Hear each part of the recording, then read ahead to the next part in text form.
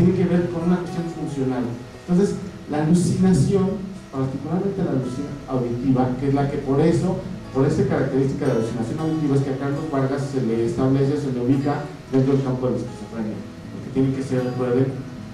tiene que ser alucinaciones auditivas como un elemento importante para considerar, para establecer el diagnóstico de esquizofrenia. Entonces, esta postura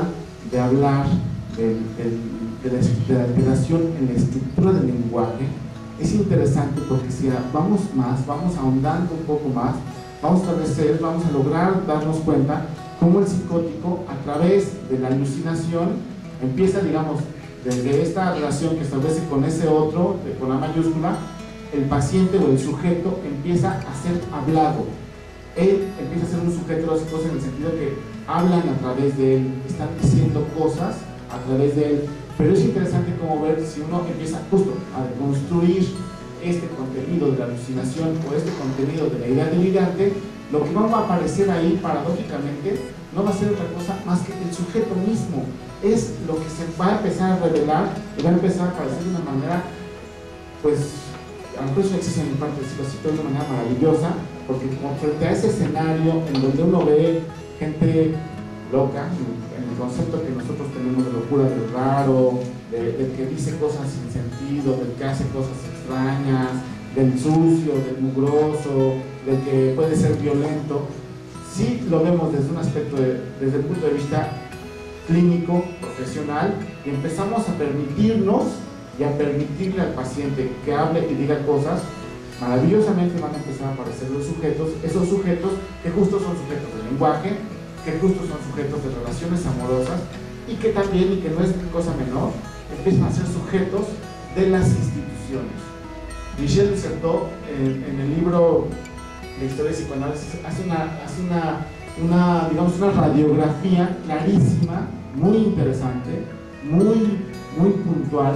de la relación que establece el sujeto con las instituciones, y habla de cómo la institución es sumamente violenta, cómo la institución te va borrando como sujeto, te va desapareciendo. ¿Por qué? Porque te tiene que uniformar. Es lo que sucede en el hospital psiquiátrico las más de las veces. El diagnóstico se convierte en la bienvenida, y entonces lo que sucede es que los pacientes ya no importa lo que digan, ya no importa lo que hablen, porque entonces el psiquiatra ya no quiere poner en juego su saber. Tú eres un esquizofrénico paranoide y cállate. Lo que digas, cuestiona mi saber. Tómate tu medicamento, tómate tu Aldol, o tómate tu olanzapina, o lo que ustedes quieran, y cállate.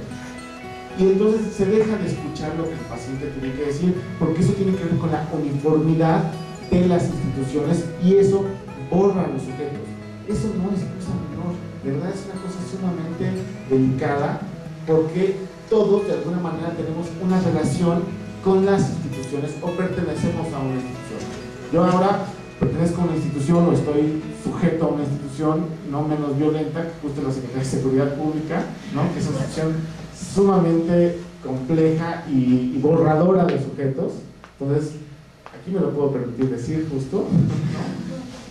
Pero las instituciones tienen esa característica, que son muy violentas y nos convierten en números, nos convierten en diagnósticos, nos convierten en referentes, y de los sujetos poco se puede saber. Entonces, la clínica permite que uno nuevamente se acerque a los pacientes o a las personas o a los sujetos, y que, como dije ahorita, maravillosamente aparezcan. Y así fue como Carlos Vargas empezamos a restablecer, digamos, a reparar, si cabe la palabra, no estoy tan seguro si esté bien aplicada, pero empezamos a reparar algunos puntos en su vida que le permitió, uno, empezar a ubicar la verdadera relación que él tenía con Esperanza, y que Esperanza para él era la esperanza de poder huir de esa composición familiar tan violenta, tan agresiva para él, tan limitante. Incluso era la esperanza, se convirtió para él en la esperanza, y juego mucho con la palabra porque el caso lo permite, no porque realmente Carlos lo vivía así, pero insisto, el nombre de la mujer lo permite. Pero él sí tenía la esperanza, sí tenía la idea de marcharse, de no pertenecer ya al cerezo, porque normalmente era algo que a él lo borraba permanentemente, era algo muy violento para él, era algo que en su decir psicótico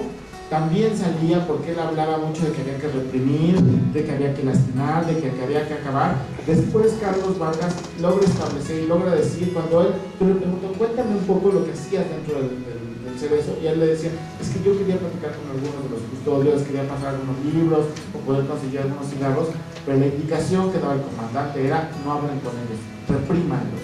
Era lo que a él le decían. Y eso era mucho lo que aparecía en el discurso de los espíritus, cuando los espíritus a través de Carlos hablaban y aparecían, era acabar con ese cuerpo, lacerar ese cuerpo, destruir ese cuerpo, porque insisto, se decía, o él decía, que era un cuerpo impuro, era un cuerpo que no servía para nada y que tenía que acabar con él. La composición de impureza y de acabar con él tenía que ver con haber traicionado la relación o la tradición familiar de haberse metido con una mujer que no era de él, ¿no? Ahí estaba la composición de la impureza en Carlos. Y Carlos después hablaba, pero si Esperanza y yo nos amábamos, ¿cuál era el problema? El problema era que ella estaba casada. Pues sí, pero él jamás le quiso dar el divorcio. Ella le pidió permanentemente que le diera el divorcio y ella nunca se lo quiso dar. Entonces ella dijo, la idea de huir es de Esperanza y no de Carlos, dicho por Carlos en un momento en el que no estaba ni alucinando ni delirando. Que ahí quiero introducir otra línea de trabajo que les invito a desarrollar, que tiene que ver con la composición de las estructuras.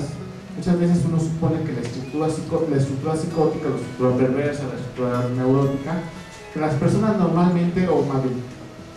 como que estamos ubicados cada quien en una estructura y que los pacientes psicóticos siempre van a ser psicóticos.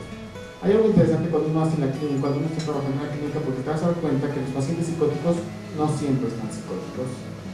Yo no estoy hablando de psicosis. Psicosis para mí no es igual a alucinaciones o ideas delirantes. La alucinación, la psicosis tiene que ver justo con la relación que el paciente establece con este estado psicótico en el que se puede llegar a encontrar, ¿no? Ese es el punto. Pero creo que también es posible, si uno los aborda, dar cuenta de cómo los pacientes a veces cambian o están fuera de esa relación, y uno podría hablar de una relación, más bien de una estructura no psicótica dentro de las características que los pacientes van mostrando. Es algo interesante, pero también, que no lo quiero desarrollar ahora, pero me parece que es importante, si a ustedes les interesa la clínica, acercarse de esta manera a los pacientes, porque eso, insisto, nos va a permitir desarrollar o por lo menos escuchar de alguna manera lo que los pacientes nos están diciendo. Entonces, bueno, lo único que quiero decir para acabar es que el caso de Carlos Vargas fue un caso sumamente importante dentro del hospital psiquiátrico por toda esta composición que tenía, por todas estas características que tenía. Finalmente, después de que logramos, digamos, reelaborar toda la vida de Carlos, a partir de que él logró decir y empezar a tener algunos recuerdos sobre su primera relación con Esperanza, sobre su relación con su padre, que insisto, el padre fue el más punitivo desde el punto de vista de la experiencia psicótica, el más punitivo. Carlos logró elaborar algunos momentos difíciles de su relación con Gaspar, de cómo Gaspar lo reprimía. Gaspar reproducía lo que hacía, después él se da cuenta que Gaspar reproducía lo que hacía en el penal, lo reproducía en casa, y él se da cuenta cuando él entra al penal a trabajar de cuál es la lógica. Gaspar era un padre sumamente violento, en el sentido que limitaba y que reprimía a los hijos, no les permitía hablar, lo que los hijos dijeran no había voz para los hijos. Eso era muy interesante, porque cuando Carlos se da cuenta de cuál es la línea de trabajo dentro del penal, pues entonces se le evoca al padre, y el padre nuevamente se le vuelve a evocar cuando él está en el panteón, y el espíritu de Gaspar se le aparece, y es el espíritu más represor que está digamos, viviendo en ese momento dentro de Carlos. Cuando yo digo que yo, pues de una manera quizá tajante, pero no permito o no me permito que hablemos del caso de Carlos desde el punto de vista místico, es porque me parecía que ciertamente había